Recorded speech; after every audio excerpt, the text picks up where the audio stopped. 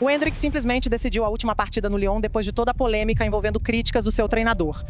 Após ser alvo de duras declarações, onde foi cobrado publicamente e teve seu desempenho questionado, Endrick começou o jogo no banco. A expectativa era grande e a pressão também.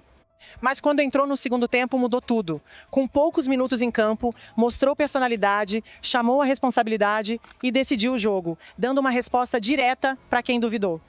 E o mais impressionante é que os números já mostravam isso. Endrick vem sendo um dos principais jogadores do time, liderando estatísticas importantes como participações em gols, assistências, finalizações e até dribles. Mesmo assim, vinha sendo questionado, o que gerou ainda mais debate entre torcedores. A atuação de hoje só aumentou essa discussão. Estaria o jogador sendo injustiçado ou pressionado além do normal? Agora fica a pergunta, depois dessa atuação, o treinador muda de ideia ou a situação de Endrick ainda vai continuar sendo um problema? O que você acha?